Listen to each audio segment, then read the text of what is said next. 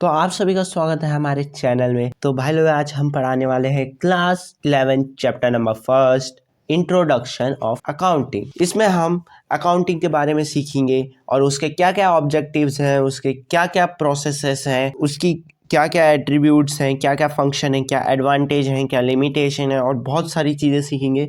ये चैप्टर काफ़ी इंटरेस्टिंग होने वाला है। तो चलिए शुरू करते हैं। तो हमारी इसकी डेफिनेशन है accounting is the art of recording, classifying and summarizing in a significant manner and in terms of money, transaction and events which are part at least of a financial character and interpreting the results thereof। अब accounting जो है वो एक कला है, समझ रहे हो, वो एक कला है जिसमें हम उसको जो हमारी ट्रांजैक्शंस है उनको रिकॉर्ड करते हैं, क्लासिफाई करते हैं, उसको समराइज करते हैं।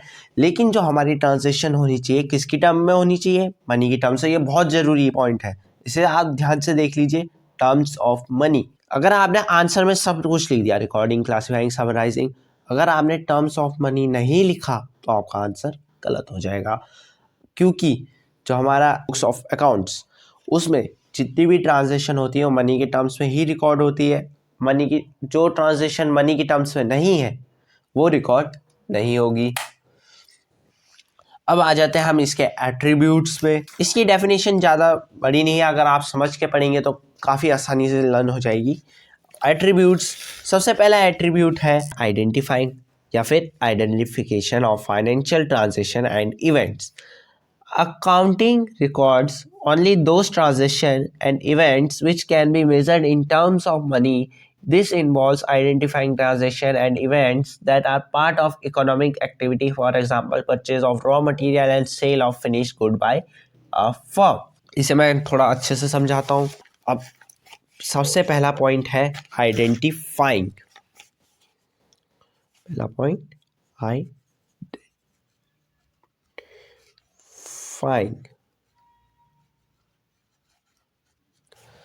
तो बुक में हमने क्या पढ़ा? आइडेंटिफाइंग क्या होता है? आइडेंटिफाइंग होता है the transaction and events which can be measured in terms of money. The transactions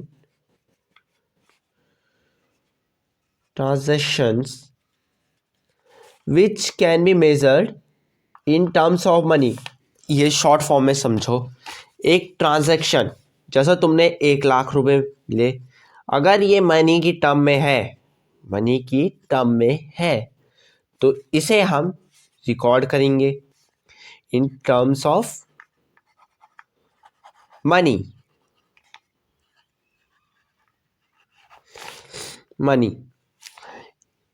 ठीक है, ये सिर्फ तब जाके ही अकाउंट्स पे रिकॉर्ड होगी अगर ये मनी की टर्म्स में है। जैसे कि किसी बिजनेस ने, एक बिजनेस है राम्स बिजनेस, जय श्री राम बिजनेस, राम का बिजनेस है। अब उसने कोई रॉ मटेरियल परचेज किया अपने बिजनेस की, जो भी वो प्रोड्यूस करता है उसके लिए प्रोडक्शन के लिए हमें रॉ मटेरियल की काफ़ी ज़रूरत होती है। ये आप आगे बिजनेस में पढ़ेंगे। तो जैसे कि आपको पता है कि रॉ मटेरियल की ज़रूरत है। अब रॉ मटेरियल तो आएगा नहीं, तो रॉ मटेरियल तो ख़रीदना पड़ेगा। अब रॉ मटेरियल ख़रीदने के लिए हमें चाहिए होते हैं पैसे। तो ये जो ट्रांजैक्शन है, रॉ मटेरियल ख़रीदे हैं जो उसने, ये मनी की टर्म्स पे होंगे तो ये अकाउंट पे रिकॉर्ड होंगे। या फिर कोई भी चीज़ सेल की, वो भी मनी के टर्म्स पे होती है।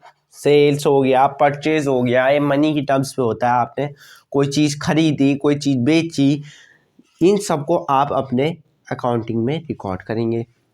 सेकेंड पॉइंट है measuring the identified transactions. Financial transactions and events are measured in terms of money. An event which cannot be measured in terms of money is not recorded in the books of account. For example, event like caliber or quality management team or appointment of a manager are not recorded in books of account. तो second point का मतलब है financial transaction या फिर जो भी events और financial transaction अगर जो भी मनी की टर्म्स पे हुई है, जैसे सेल, परचेज, किसी को ऑर्डर दिया कि तुम भाई मेरे लिए इतना सामान जनरेट करो, या फिर अपने जो कैरेज है उस पर इन्वेस्ट किया। कैरेज मतलब सामान भेजना। तो ये सब मनी की टर्म में होंगे, तो ये हमारे अकाउंट पे रिकॉर्ड होंगे, बुक्स ऑफ अकाउंट्स पे। लेकिन जैसे कि किसी की अपॉइंटमेंट लेना, क्वालिटी ऑफ मैनेजमेंट टीम करना, ठीक है, ये सब रिकॉर्ड नहीं होंगे बुक्स ऑफ अकाउंट्स से, क्योंकि इस पर कोई ट्रांजैक्शन नहीं हो रही है, ये मनी की टर्म्स में नहीं है। अगर आपको ये अच्छे से समझ आ गया होगा तो अब आ जाते हैं हम अपने थर्ड पॉइंट पे। थर्ड पॉइंट है रिकॉर्डिंग। रिकॉर्डिंग, अब जैसे कि हमें पता है कि अकाउंटिंग एक आर्ट है, एक कला है, जिसमें हम रिकॉर्ड करते हैं, समराइज करते हैं, क्लासिफाई करते हैं।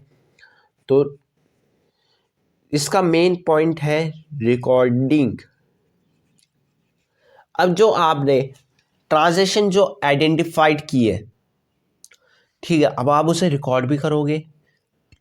ये जो मनी की टर्म्स पे रिकॉर्ड हुई है, ये रिकॉर्ड होगी the book of original entry.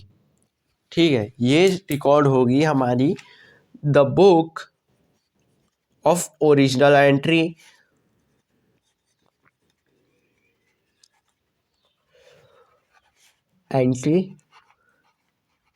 या फिर और जर्नल्स, इसे हम जर्नल्स भी कहते हैं, जर्नल्स।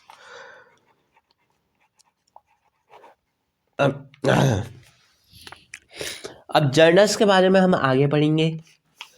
तो रिकॉर्डिंग में जो भी फाइनेंशियल ट्रांजैक्शन होती है मनी की टर्म्स पे, वो हम अपने ओरिजिनल एंट्री या जर्नल्स पे रिकॉर्ड करते हैं। अब इसका अगला पॉइंट है क्लासिफाइंग।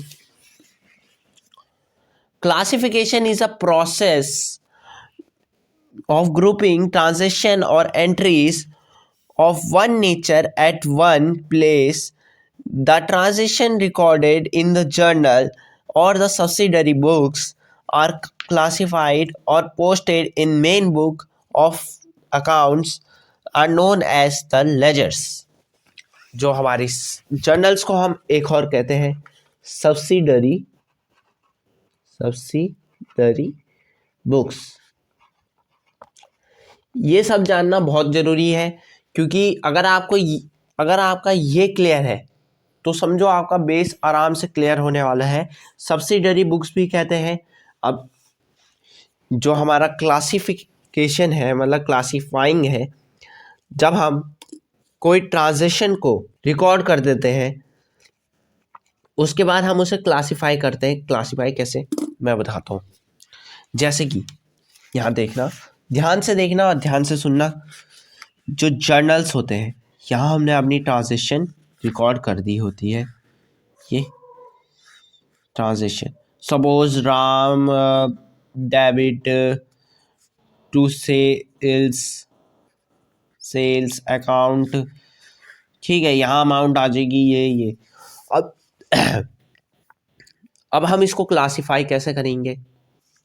ये फर्दर क्लासिफाई की जाती है बिजनेस पे, या तो महीने के एंड पे या फिर साल के एंड पे। ठीक है, ये क्लासिफाई होती है अलग अलग पार्ट्स में। जैसे राम है तो हम यहाँ पे लिखेंगे राम्स अकाउंट, और ये है सेल्स अकाउंट। ये इसमें अलग अलग में क्लासिफाई हो जाती है।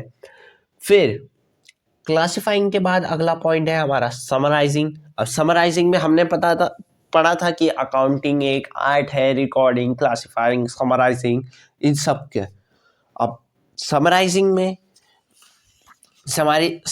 का मतलब है this involves presenting the classified data in a manner which is understandable and useful for internal as well as external users of financial statement. ठीक है, पहले यहाँ पे देखते हैं इसका इंटरनल से क्या मतलब। इंटरनल जो हमारे यूजर्स होते हैं, जैसे हमारा सीईओ हो गया, बोर्ड ऑफ डायरेक्टर्स हो गए और ओनर हो गया, उसको इससे पता चलता है, ये क्लासिफाइड होता है इस मैनर में कि जिससे ये एक्सटर्नल और इंटरनल यूजर्स, इंटरनल यूजर मैंने अभी बताया सीईओ, ओनर, और हमारे बोर्ड ऑफ डायरेक्टर्स, ये सब हो गए, तो ये फाइनेंशियल स्टेटमेंट उनके अंडरस्टैंडेबल होती है। ये इसे क्लासिफाइड करके उन्हें बहुत अच्छे से समझ आता है। और एक्सटर्नल यूजर्स में हमारे कौन कौन से आ गए? एक्सटर्नल यूजर जैसे मैंने किसी कंपनी के, मैंने राम की कंपनी है, अब राम की, ये राम की कंपनी है, अब राम की कंपनी के शेयर्स के बारे में आपको पता होगा थोड़ा बहुत, और इसके बारे में आगे भी डिस्कस करेंगे। जो शेयर्स होते हैं वो मैंने खरीदे, ठीक है, मैं उसका एक्सटर्नल यूज़र हूँ, मैं इंटरनल यूज़र नहीं हूँ, मैं ओनर नहीं हूँ, मैं बोर्ड ऑफ डायरेक्टर्स नहीं हूँ, मैं बस एक आदमी हूँ जिसने उसके शेयर्स खरीदे हैं। तो ये एक्सटर्नल यूज़र्स हुए। एक्सटर्नल यूज़र्स, अब ये कोई भी हो सकता है, ये नॉर्मल आदमी नहीं हो सकता, ये कंपनी खरीद सकती है, कंपनी इन शेयर्स को कंपनी खरीद सकती है, कोई बैंक खरीद सकता है। इसका अगर शेयर्स के बारे में आगे बहुत डीपली पढ़ाया गया है बिजनेस पे, तो आप वहाँ पे भी पढ़ सकते हैं बिजनेस की बुक में। और हमारा अगला पॉइंट है समराइजिंग। तो आ जाते हैं अपने पॉइंट में समराइज पे। Summarising, fourth point, summarising.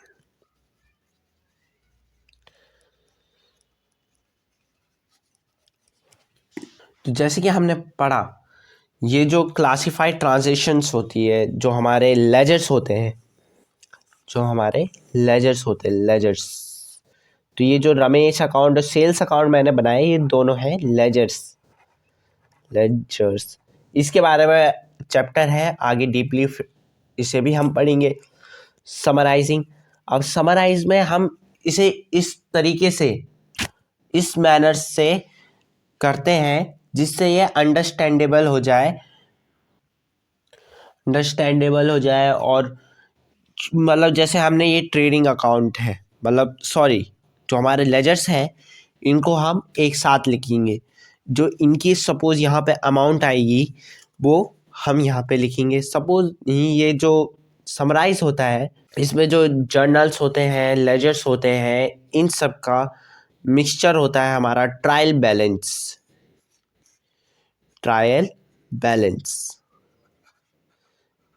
Mixture से जब आप अपने जर्नल से बनाते हैं लेजर्स, तो लेजर्स के बाद बनते हैं हमारे ट्रायल बैलेंस। तो इस ट्रायल बैलेंस पे, जो हमारा ट्रायल बैलेंस होता है, इसमें जो हमारे जैसे सेल्स अकाउंट है, ये मैंने लिख दिया राम।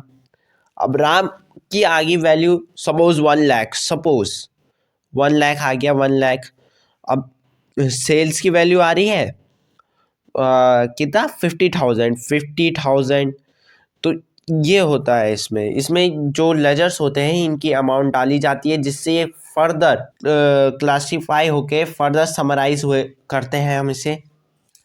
फिर ट्रायल बैलेंस के बाद हमारा बनता है balance sheet and trading profit loss account. ये सिर्फ कंपनीज की केस पे होता है, ट्रेडिंग प्रॉफिट लॉस अकाउंट, वरना हमारा ट्रायल बैलेंस तक बनाया जाता है। अगर जैसे किसी की दुकान है, शॉप है, वो इतना इनकम कर पा रही है, तो वो पहले जर्नल्स बनाती कि भाई हमारे खर्चे कितने कितने हुए, हमने कितना खरीदा, कितना बेचा, चलो उन्होंने जर्नल्स बना दिए। फिर उन्होंने सब्सिडरी बुक्स पे डाल दिया, सब्सिडरी बुक्स तो हमारी जर्नल हो गई, ठीक है, जर्नल्स पे डाल दिया। अब लेजर्स को हम क्या कहते हैं? लेजर्स को हम कहते हैं मेन बुक्स। क्या कहेंगे? Main books. अब मेन बुक्स से ये समराइज किए जाते हैं हमारे ट्रायल बैलेंस पे। अब ये डाल दिया, चलो अगर कोई कंपनी है तब तो ट्रायल बैलेंस शीट और ट्रेडिंग प्रॉफिट लॉस अकाउंट बनेगा। ट्रायल बैलेंस आपकी ये जैसे शॉप्स है इन पे भी बन सकता है। तो बाकी बैलेंस शीट और प्रॉफिट लॉस अकाउंट उन कंपनीज के लिए बनाया जाता है जो अपना प्रॉफिट, मतलब जो अपना रेवेन्यू है वो दिखाते हैं, जिन्हें अपना प्रॉफिट, इस साल का कितना प्रॉफिट हुआ है, उसके लिए बनता है हमारा प्रॉफिट एंड लॉस अकाउंट। और बैलेंस शीट से में हमारा ये सब डिटरमाइन होता है। अब आ जाते हैं हम अपने अगले पॉइंट पे, analysis and interpretation. Analysis and interpretation of the financial data is carried out so that the users of the financial data can make meaningful judgment of the profitability and financial position of the business। ये तो ऐसे ही समझ आ जाएगा आपके। Suppose एक company है, अब उसे इस साल प्रॉफिट हुआ है, अब उसे पता नहीं है कि भाई हाँ प्रॉफिट हुआ है कि नहीं हुआ है। अब उसे ट्रांजेक्शन रिकॉर्ड कर रखी है बहुत सारी, जैसे परचेज की हो गई, सेल्स की हो गई, और भी बहुत सारी ट्रांजेक्शन वो रिकॉर्ड कर रखी है। उसने पहले जर्नल्स बनाया, फिर लेजर बनाया, फिर अपना इन सब से जो हमारी बुक्स ऑफ अकाउंट्स हैं उन सब पे रिकॉर्ड किया, जो भी तुम्हारे ट्रांजेक्शन है वो सब रिकॉर्ड किए। फिर उसके बाद ये अपने जो प्रॉफिट है, अपनी फाइनेंशियल पोजीशन है वो पता कर सकते हैं। अगर सपोज अगर ये सब नहीं बनाएंगे, उससे आप अपना प्रॉफिट नहीं जान पाएंगे, अपनी फाइनेंशियल पोजीशन नहीं जान पाएंगे, और भी काफ़ी सारी चीज़ें हैं। तो यहाँ पे तो हमारा 6 पॉइंट ख़त्म होता। बड़ा छोटा पॉइंट था और बहुत ही ईजी है समझने के लिए। ये समझ लीजिए, ये जो अकाउंटिंग है इससे हमें पता चलता है कि भाई हमें इस साल कितना प्रॉफिट हुआ है। भाई तुमने प्रॉफिट कमाया है कि नहीं कमाया, ये भी तो पता होना चाहिए। और तुम्हारी फाइनेंशियल पोजीशन क्या है बिजनेस की। अब इसका अगला पॉइंट है कम्युनिकेटिंग। कम्युनिकेटिंग अब क्या पढ़ते हैं, फाइनली अकाउंटिंग, आखिरकार, ठीक है, आखिरकार accounting function involves communicating financial information. इतने लंबे प्रोसेस के बाद, ठीक है, उसके बाद हमारा कम्युनिकेटिंग आता है। कम्युनिकेटिंग देख रहे हो 7 प्रोसेसेस है इसमें। कम्युनिकेटिंग आखिर में हम जो हमारी फाइनेंशियल पोजीशन है उसे हम यूज़र को प्रोवाइड कराते हैं। अब यूज़र को क्यों प्रोवाइड करा रहे हैं हम अपनी फाइनेंशियल पोजीशन, ये देखो तुम्हारी कंपनी ने इस साल प्रॉफिट किया, ये तुम्हारी कंपनी है, इसका प्रॉफिट आता है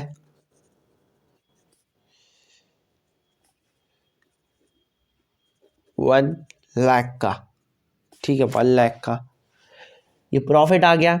अब जैसे तुम ये इंफॉर्मेशन, अब कंपनी अपना प्रॉफिट तो नहीं बताती, लेकिन अपना जो ये है अपनी बैलेंस शीट और प्रॉफिट लॉस अकाउंट है ये प्रोवाइड करा देती है यूज़र्स को जो उनके शेयर होते हैं।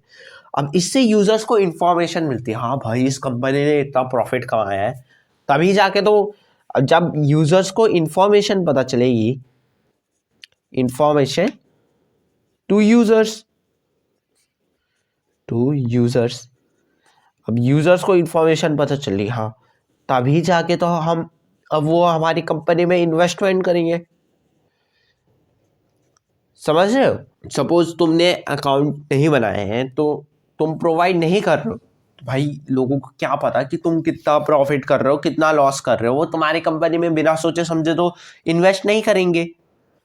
तो इसीलिए अकाउंटिंग में यूजर्स को इंफॉर्मेशन देना ज़रूरी होता है। अगर आपको ये वीडियो पसंद आई होगी तो इस चैनल को कर दीजिए सब्सक्राइब, वीडियो को लाइक और अपने दोस्तों के साथ ज़्यादा से ज़्यादा शेयर कीजिए। और अगर आपको इससे पिछली वीडियो या इससे आगे की वीडियोस चाहिए तो आप हमारे डिस्क्रिप्शन में दिए गए लिंक पर क्लिक कर सकते हैं। और अगर कोई क्वेरीज है, कोई भी चीज़ अगर आपको इस पर समझ नहीं आई है और आप चाहते हो मैं उसे रिपीट करूं और रिपीटेड वीडियो बनाऊं तो आप मुझे कमेंट में भेज सकते हैं, मैं इस पर ज़रूर शॉर्ट्स या वीडियो डालूंगा।